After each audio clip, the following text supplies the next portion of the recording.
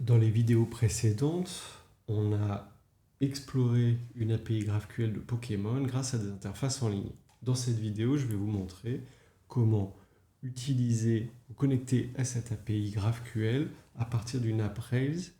Et ici, on ne va pas utiliser Gem dans une première vidéo. Je vous le montrerai après. Donc, je vais réutiliser cette API qui se trouve à cette URL. Je la remettrai dans la documentation et on va aller consommer cette getAllPokémon endpoint. Pour faire ça, je vais réutiliser une base implémentée dans une autre vidéo, NetHTTP. Donc, je ne vais pas reprendre toute cette partie du code, mais en gros, ça me permet de faire un appel à une API extérieure. C'est dans un dossier client, donc je vais aller me créer un fichier Pokémon's GraphQL Clients. Hop, pour ajouter ça, on va se faire une classe. La classe s'appelle Pokémon's GraphQL Client. Elle hérite de base, comme ça je récupère tout ça. Moi, j'ai besoin d'une URL. Donc, l'URL, je vais la mettre ici. Qu'est-ce que c'est? Eh bien, c'est tout simplement cette URL ici. Moi, c'est ça que je vais aller chercher. Dans mon initialize, ça, c'est cet élément. Donc là, c'est initialisé. Et j'ai plus qu'à finalement définir une première méthode qui va me permettre d'aller consommer la query ici, la requête ici. Donc déjà, ça je vais me le copier parce que je vais l'utiliser très rapidement. Comment elle s'appelle? Alors attendez. Je vais peut-être le coller là pour le moment. Et ça, je vais juste le commenter. Elle s'appelle getAllPokémon. Donc on va la réécrire. getAllPokémon. Alors attention, un point important, on est tenté de mettre des S partout puisque c'est pas qu'un Pokémon mais plusieurs. Vous dans votre code Ruby, vous pouvez nommer la méthode comme vous le souhaitez. Mais ici, getAllPokémon, il ne faudra surtout pas toucher puisque c'est la façon dont ça a été déclaré dans le schéma de l'API GraphQL. Donc, getAllPokémon, qu'est-ce qu'il prend? Il va nous prendre deux paramètres. Take, et on va lui donner une valeur de 20 par défaut, et un offset par défaut, c'est 0. Et on va pouvoir commencer à écrire notre query. Donc moi, la query, hop, je vais la définir ici. Et je vais utiliser ce petit subterfuge pour pouvoir l'écrire directement dans mon fichier. Je vais vous montrer après comment on fait pour mettre ça dans un fichier séparé qui sera un fichier .graphql. Ce sera un petit peu plus propre. Donc ici, j'ai ma query. Très bien. Nous ici, on va remplacer ça par les paramètres, les arguments qui vont être passés. Donc, comme on est en Ruby, on fait de l'interpolation. Tac.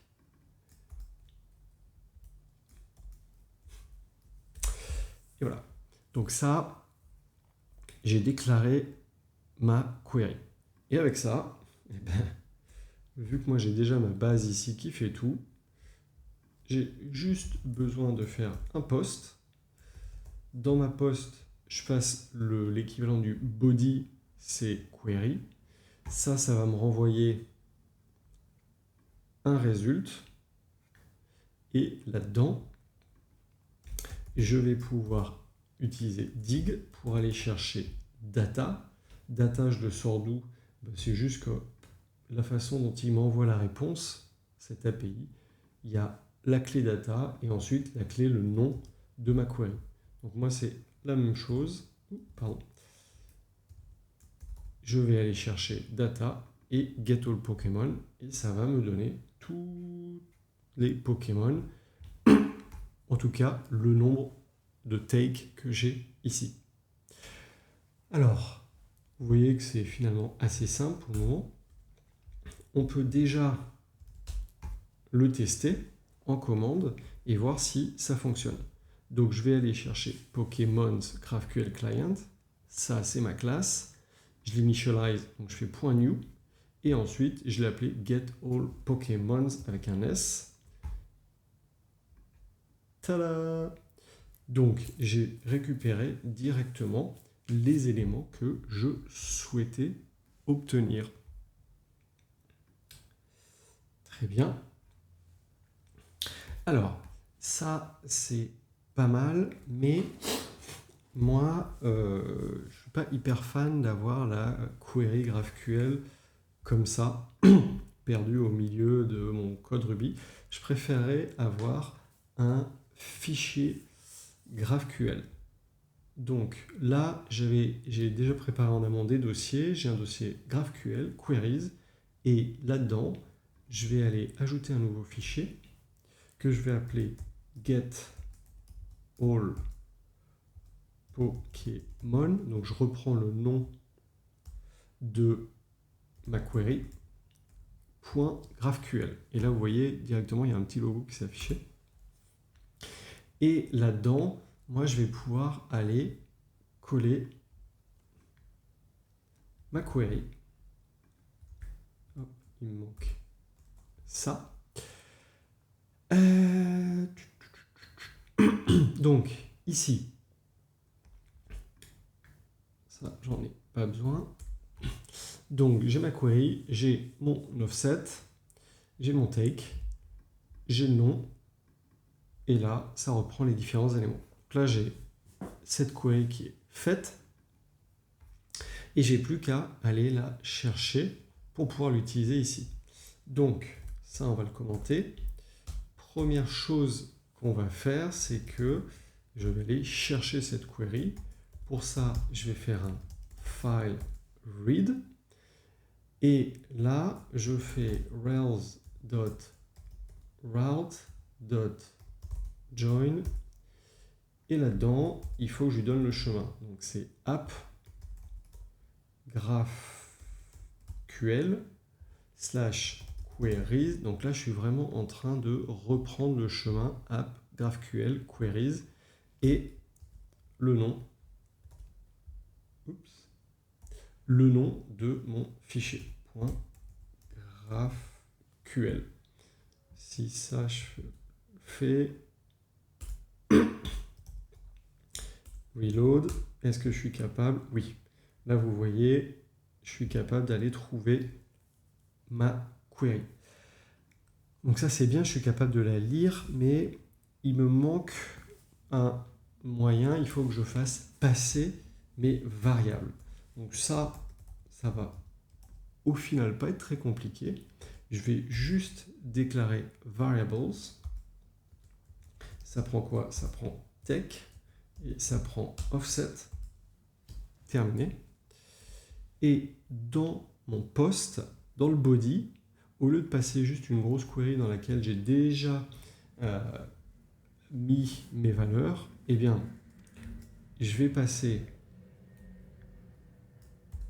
la query qui correspond à ça et je vais lui passer les variables.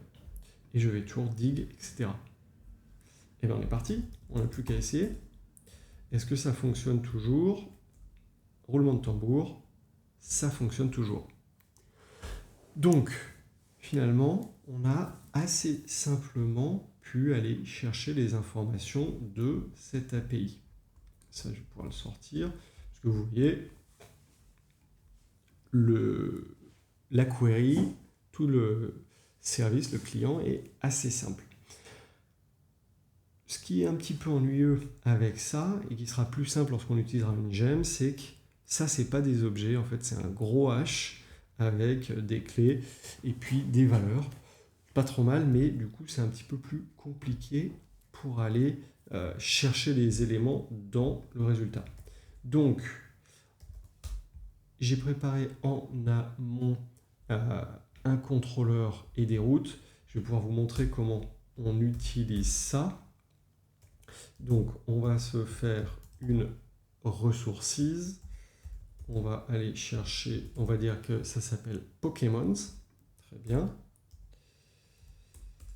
Donc là, si je regarde les routes qui sont liées à Pokémon, bon, je ne les ai pas scopées. Nous, on va faire que l'index pour le moment.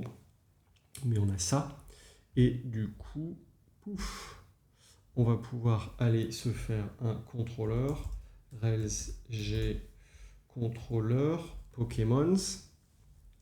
Donc, j'ai un nouveau contrôleur. Dans ce contrôleur, qu'est-ce qu'on va faire? On va faire un index. Cet index, qu'est-ce que ça va être? Eh bien, il va aller chercher des Pokémon. Et les Pokémon, on a vu qu'on pouvait les faire désormais. Oh, mon Dieu. Je pourrais le réécrire, ce serait peut-être plus rapide. Mais je suis feignant. Hop, très bien. Donc là, j'ai mes Pokémon.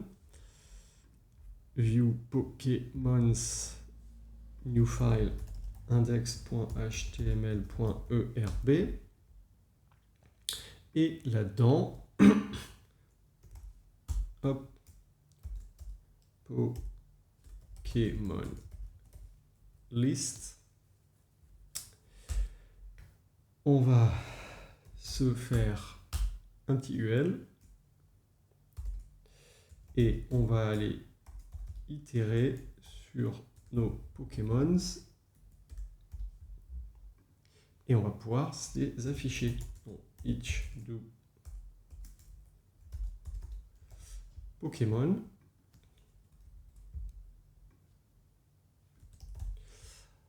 Qu'est-ce qu'on va faire? Donc, c'est là où on a un petit peu envie de faire pour chaque Pokémon un truc du type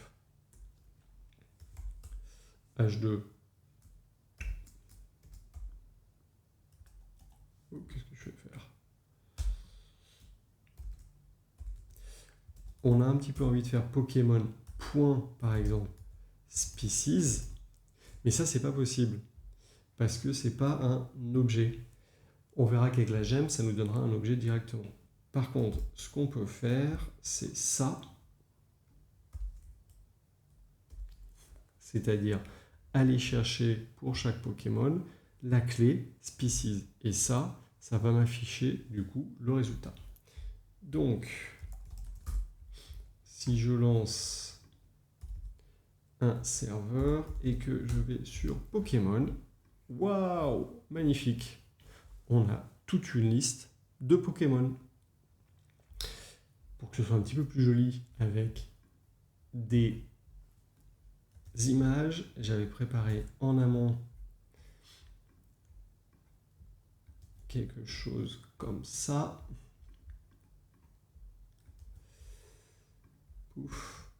C'est globalement la même chose. Qu'est-ce que je fais?